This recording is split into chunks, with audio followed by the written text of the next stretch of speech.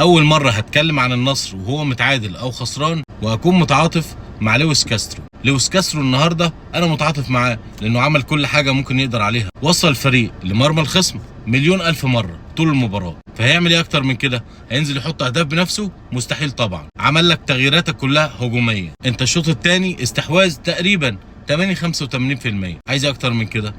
الراجل ما عندهوش اي عيب ولا عنده اي مشكله النهارده، الفريق عمل اللي عليه، لكن الكره مش راضيه تدخل ابدا، هي رافضه انها تدخل. حارس مرمى الرائد النهارده كان هو مان اوف ذا ماتش، مان اوف ذا ماتش النهارده، حرم النصر من فوز النهارده وفوز كبير كمان. كل لعيبه النصر النهارده ضيعت، كلهم بلا استثناء، من اول الدفاع لحد الهجوم. وكمان جه كمل عليها الحكم في نهايه المباراه ضربه جزاء مستحقه، وانا اقسم لك ان ضربه الجزاء دي لو لاي فريق تاني غير النصر، وانتوا عارفين كده كويس، كانت اتحسبت.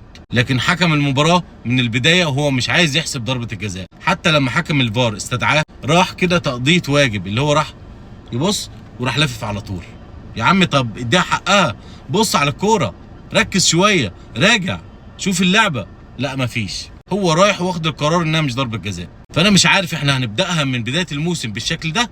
لا، اداره النصر المره دي لا مشكله لعيبه ولا مشكله مدير فني، المشكله دلوقتي اداره النصر. اداره النصر لازم تشوف لها حل في المواضيع دي، لازم تشوف لها حل في موضوع الحكام، لازم تشوف لها حل في موضوع الظلم اللي النصر بيتعرض له، لازم تشوف لها حل في تدعيم الفريق قبل انتهاء موسم الانتقالات. ما ينفعش، احنا مش هنكمل الموسم بالشكل ده. انت ما عندكش دكه بره، انت لو في لعيب من اللعيبه الاساسيين دول اتصاب او اتطرد او اتوقف لاي سبب ما، انت بالسلامه. زي ما انت شفت كده في ماتش الهلال، كنت شوف شكلك عامل ازاي قدام الهلال عشان بروزوفيتش مش موجود. ولو عندك لاعب او اتنين مش في حالتهم، انت ما عندكش اي لاعب بره ينزل يغير لك من مجريات المباراه، انت ما عندكش. لازم تحركوا بسرعه يا جماعه، ما بقاش معانا غير 9 ايام بس، 9 ايام او 8 ايام وخلاص سوق الانتقالات ده هيتقفل.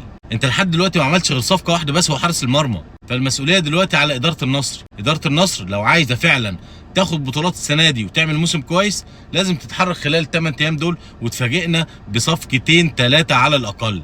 هارد لك لكل جمهور النصر، هارد لك للاعبين، هارد لك للويس كاسترو كمان النهارده، واتمنى ان دي تكون اخر هارد لك، ما نقولش هارد لك طول الموسم. نقطتين مالهمش اي صنف لازمه ان احنا نخسرهم في بدايه الموسم، كان لازم تبدا الموسم بانتصار، كان هيفرق معاك جدا، لكن قدر الله وما شاء فعل. ان شاء الله تعوض في المباريات اللي جايه. شكرا لكم، نشوفكم في المباريات اللي جايه باذن الله رب العالمين. سلام.